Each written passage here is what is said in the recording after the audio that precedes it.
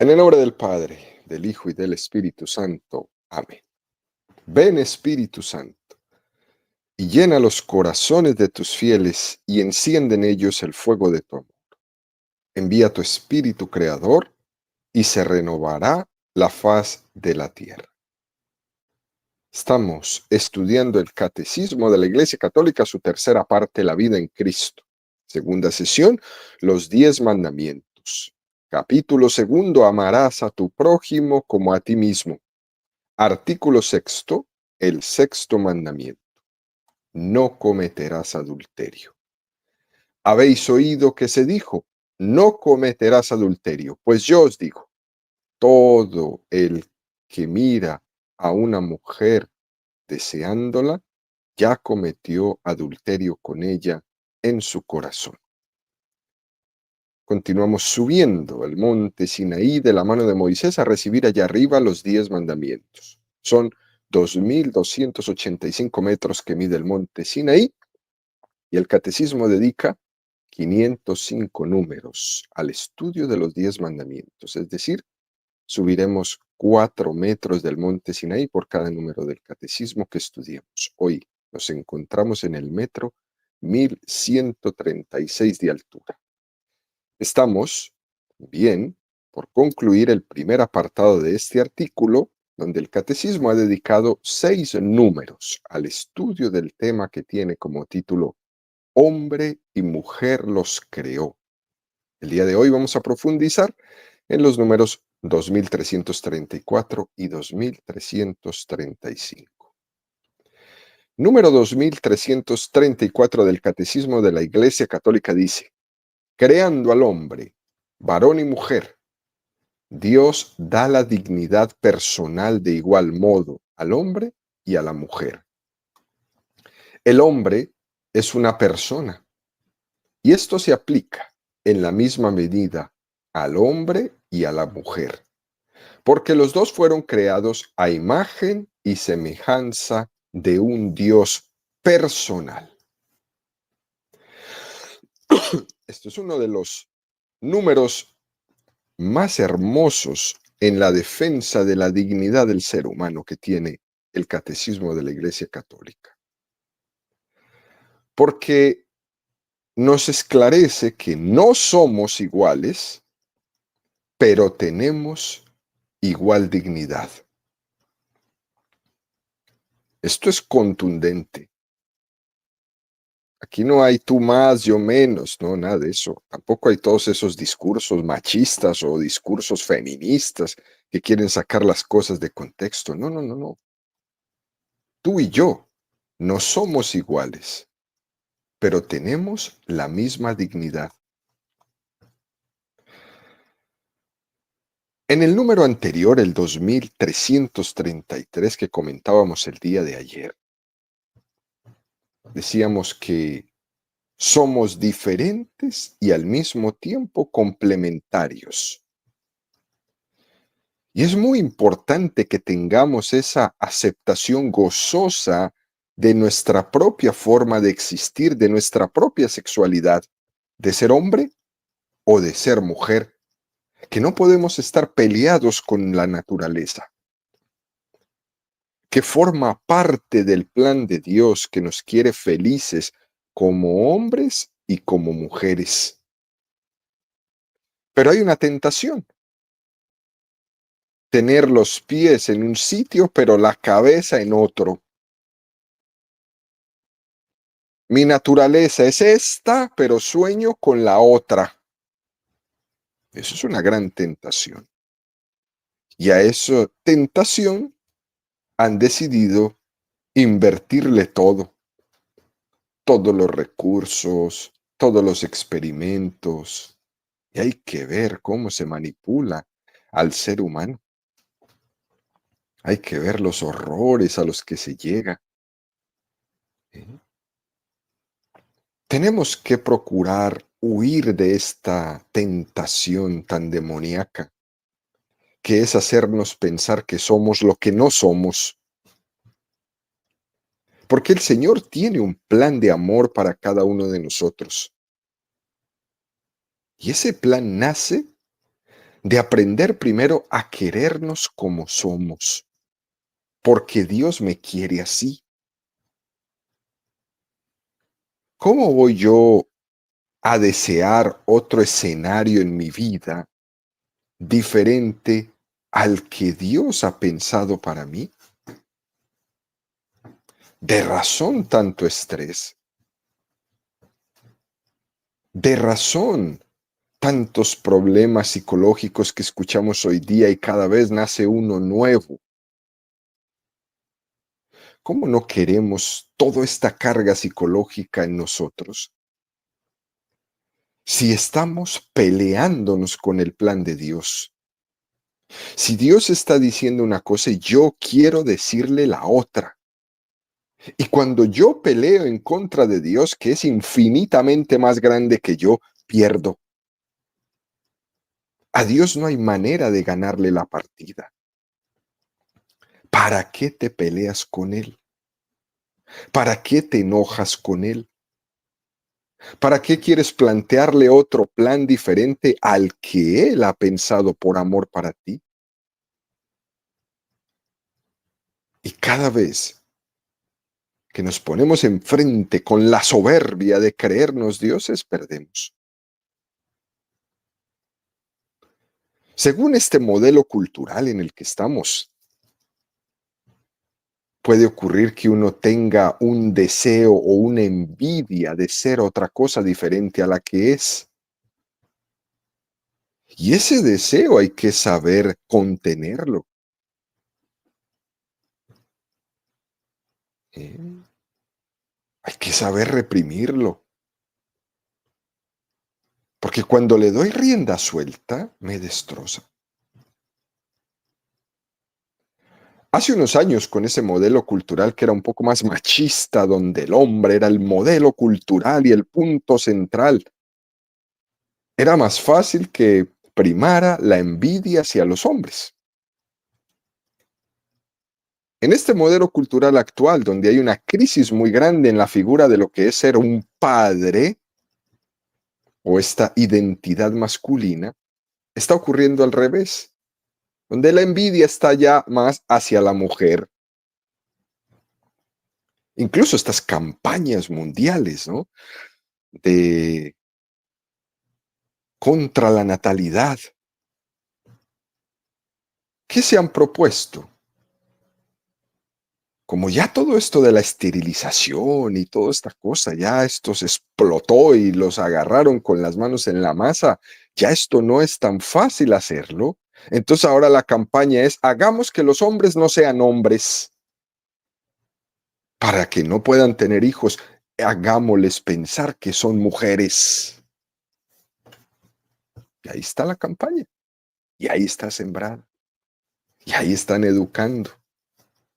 Como ya no pudieron seguir esas campañas masivas de esterilización para controlar la natalidad, entonces hagámosles crear a los hombres que son mujeres.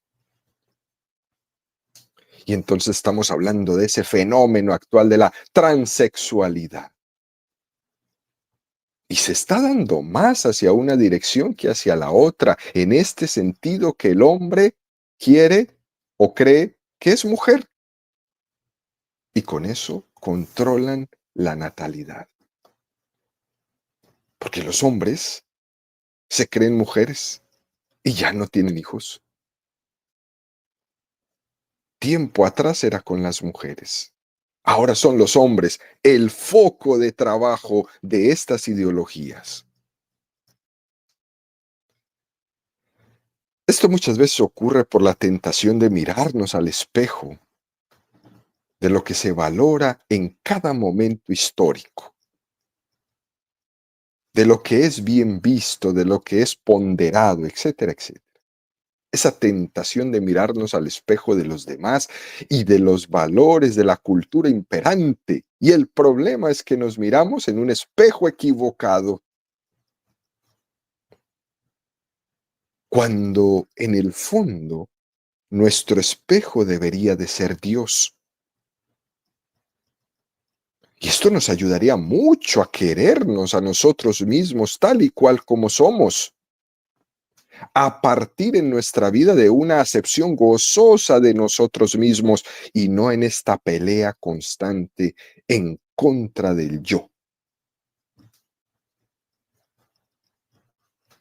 No me quiero, no me acepto, no me gusto.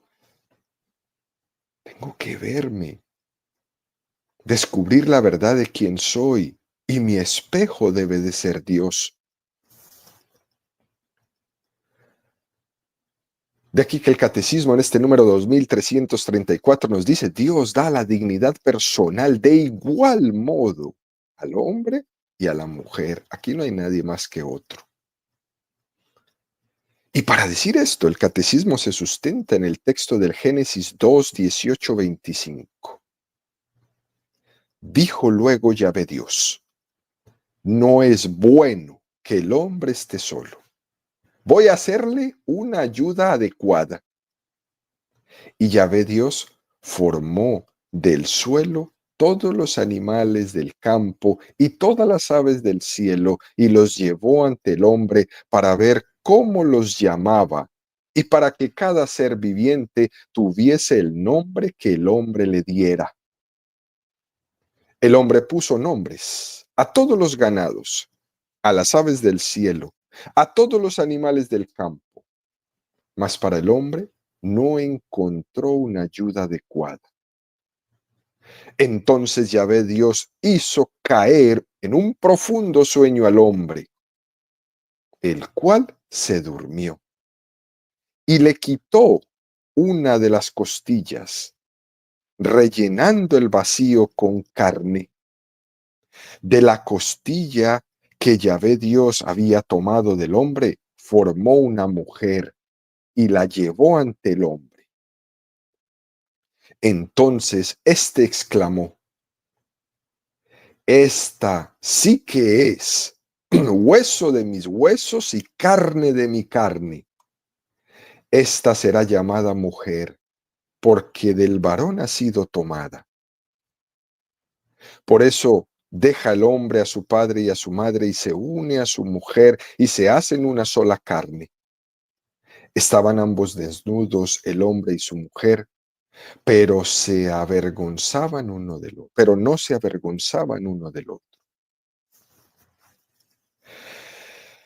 Este es un texto bíblico muy hermoso donde se habla de la diversidad entre el hombre y la mujer. Y es verdad que hay muchas interpretaciones y muchas lecturas a este texto, a veces incluso ridículas. Por eso es importante entender la Sagrada Escritura adecuadamente y ver lo que el Señor nos quiere decir en ella. Es necesario tener una conciencia del contexto histórico donde la Sagrada Escritura se plasmó. Es cierto que la Sagrada Escritura nos habla aquí y ahora, pero también es necesario conocer el contexto al que hacemos referencia. Este es un principio de interpretación de la Sagrada Escritura que es muy, muy importante. Y menciono esto porque el contexto histórico en el que se escribe el Génesis, precisamente lo que subraya es la dignidad de la mujer frente a otras concepciones contemporáneas donde la mujer era considerada de un rango inferior.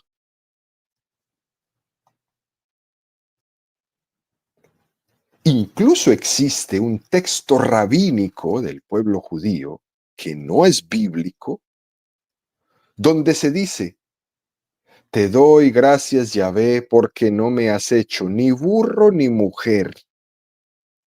Imagínense ustedes. Y en este contexto del Génesis, dice lo contrario. Esta sí que es hueso de mis huesos y carne de mi carne. Subraya la igual dignidad del hombre y de la mujer. Antes de la mujer, Adán vivía triste. Adán tenía una soledad radical. El hombre era el rey de la creación, ¿sí? De todo, pero no tenía comunicación. El problema que se describe en la Sagrada Escritura, en las primeras partes del texto del Génesis, es que Adán no tenía una semejanza con el resto de la creación. No se parecía a nadie. Por tanto, no se podía comunicar ni con el perro, ni con el gato, ni con las aves del cielo, ni con los peces del mar, porque ninguna de ellas era semejante a él. ¡Qué soledad! ¡Qué fortuna la que tenía! Era dueño administrador de todo. Dios mismo le llevó las cosas creadas a su presencia, las puso a sus pies, pero estaba solo.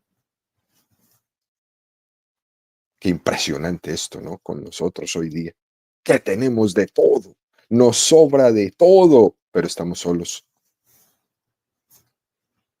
Y nos hundimos en ese vacío de la soledad. Y podemos comprar lo que queramos y nos hundimos en el vacío de la soledad. Esto es una imagen que el hombre moderno puede entender perfectamente lo que le pasaba a Adán.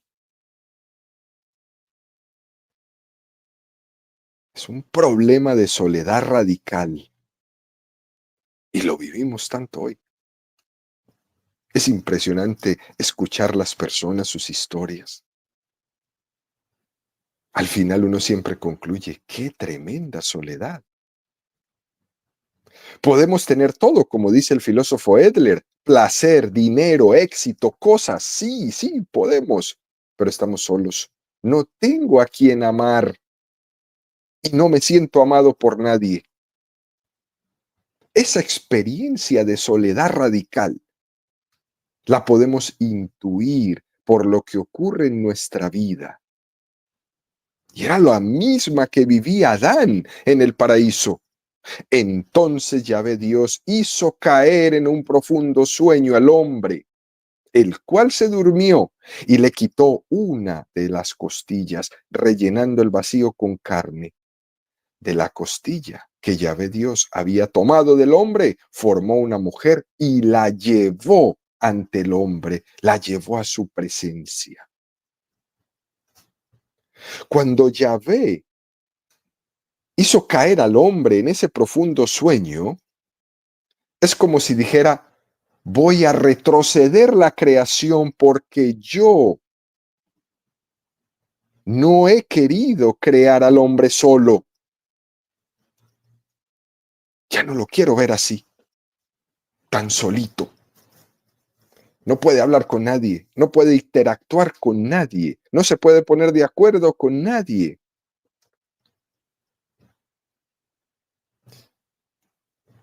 Necesito hacerle una pareja como él, igual en toda dignidad, complementario a él. Y es hermosa esta imagen que usa el libro del Génesis, que la saca del costado brota la mujer y se hace presente esa preciosa imagen del costado de Cristo atravesado por la lanza en la cruz, donde brota sangre y agua, imagen de la gracia de Dios y del amor que recibimos de Él. Es del costado. En esa imagen del costado, en definitiva, del corazón. El hombre tiene esa capacidad de relación y de amor desde el corazón. Por eso decimos una y otra vez, hemos sido creados para el amor. Y necesitamos no solo ser reyes de la creación, sino de una relación de amor. Dios se ha creado al hombre y a la mujer con una capacidad de complementarse, con una capacidad de amarse, con una capacidad de formar un proyecto común. Ese es el plan de Dios. Es la imagen de la relacionalidad, de la capacidad que tenemos para entendernos. Y eso solo sucede con la mujer. El hombre solo se puede relacionar con la mujer. No lo puede hacer con ninguna otra criatura. Porque si lo hubiera hecho, entonces Dios realmente no hubiera visto esa necesidad que él tenía de alguien como él.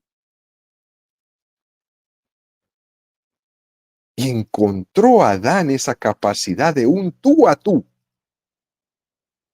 Con el resto de las cosas no había tenido esa experiencia de un tú a tú. No había tenido la experiencia de hablar con ellas, de ponerse de acuerdo, ni con el agua, ni con el sol, ni con la luna, ni con los animales. Ninguna de esas cosas le llenaba el corazón, pero la mujer sí. Por eso exclama de una manera tan hermosa, esta sí que es. Fíjese que eso no lo dijo ni con el perro ni con el gato, para que no nos confundamos hoy día con esta locura de los animales. Esta sí que es. Lo mismo habrá dicho Eva, ¿no? Este sí que es. Todo lo demás es circunstancial, todo lo demás es complementario, pero con el único que se iba a poder desarrollar una relación tú a tú era con el que tenía igual dignidad. Y aquí el catecismo, queridos amigos, nos remite a un número que estudiamos al inicio, el 357, que dice: por haber sido hecho a imagen de Dios, el ser humano tiene la dignidad de persona. No es solamente algo, sino alguien. Es capaz de conocerse, es capaz de poseerse, es capaz de darse libremente y entrar en comunión con otras personas. Y es llamado por la gracia a una alianza con su Creador, a ofrecerle una respuesta de fe y de amor que ningún otro ser puede dar en su lugar. Ningún otro ser, ni animal, ni mineral, ni vegetal. El hombre es capaz de hacer una alianza con Dios porque es persona. Igual que en el hecho hombre y mujer hay un tú a tú, ese tú a tú es la misma dignidad. Y con Dios pasa lo mismo. Es un tú. Y es impresionante que yo pueda llamar a Dios tú y que Él pueda llamarme a mí tú, porque los dos somos persona. Por tanto, la persona es lo más grande que existe. Ser persona es lo más grande que tenemos en esta vida. Es lo que sustenta nuestra dignidad. No es que nació en la nobleza, no es que nació de la familia poderosa y política, no. Lo que sustenta nuestra dignidad es que somos persona. Por eso somos iguales. Por eso tenemos la misma dignidad. Y aunque seamos diferentes, tenemos la misma dignidad, unos y otros, hombres y mujeres. Si nosotros creemos en la dignidad del hombre, es porque creemos que está en ese tú. Y cuando no es así, tenemos una sociedad enferma. Una sociedad enferma, donde hacemos personas de segunda. Qué enfermedad tan grande. Y entonces los enfermitos son personas de segunda. Los que están en coma son personas de segunda. Los que nacen con un síndrome X son personas de segunda. Y nos damos cuenta que es una sociedad enferma. Que no es capaz de reconocer este don que es ser persona.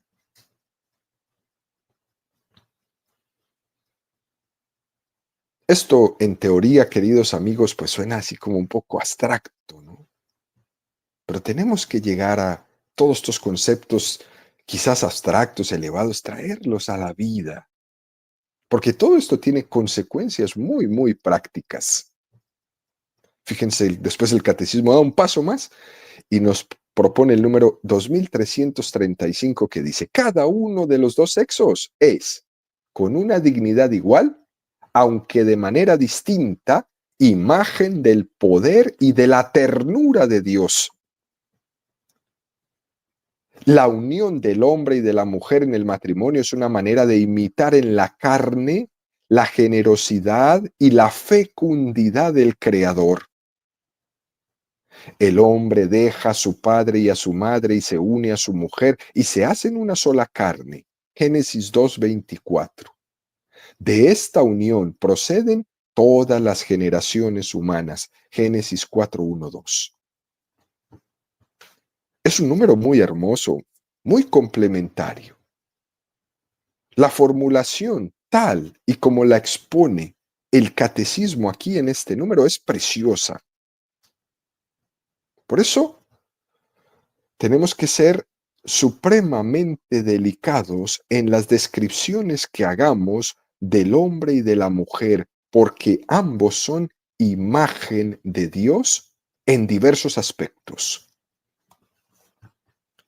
A la hora de describir las diferencias psicológicas, las diferencias morales entre el hombre y la mujer, no es una cosa que es fácil llegar a un consenso.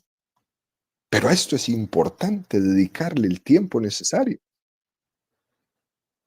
Hay que hacerlo con la suficiente delicadeza, porque estamos acostumbrados a aprender la televisión y escuchar todo el tiempo la cantidad de tonterías que se dicen, desdignificándose los hombres en contra de las mujeres y las mujeres en contra de los hombres. Y lo triste es que nosotros nos reímos de todas esas estupideces. Y cuando uno se ríe de una estupidez, prácticamente, en vez de censurarla, lo que está haciendo es aprobándola. Y vamos buscando todo ese tipo de conversaciones donde se ridiculizan los hombres, donde se ridiculizan las mujeres, donde se ponen en contraposición, en pelea, en tirarse piedras. Nosotros, los cristianos católicos, debemos salir de ese estilo tan mundano de tratarnos entre nosotros. Y tendríamos que volvernos personas mucho más delicadas. ¿Sí? Para que realmente podamos descubrir quién es la persona humana. ¿Qué es lo que Dios ha hecho en ellos, que los ha hecho imagen suya? Y tenemos que ser atrevidos a poder sacar de cada ser humano el reflejo de la imagen de Dios. Fíjese cómo dice el catecismo aquí de una manera tan hermosa. Unos reflejan el poder de Dios y otros reflejan la ternura de Dios. Y cada uno lo hace de una forma diferente. Hay una diferencia entre el hombre y la mujer que es bastante evidente, que es esta que se deriva de su constitución física, más robusta en el hombre, más delicada en la mujer. Y esto nos condiciona en muchas cosas. Incluso nos condiciona para ejercer algunas labores. Y eso no nos hace más ni nos hace menos. Esa tontería de que yo también puedo ser como macho, yo también puedo ser como hembra. No, eso no es necesario. ¿Para qué te peleas con la naturaleza? El hombre quizás en su robustez puede estar reflejando esa omnipotencia de Dios en su fuerza física, mientras que la mujer, la dama, en su constitución física más delicada, puede estar expresando de Dios esa ternura, esa finura, esa delicadeza que este mundo tanto necesita. Las mujeres suelen fijarse en todos los matices. El hombre tiende a fijarse en lo global, en el conjunto. La mujer en lo específico. ¿Eh?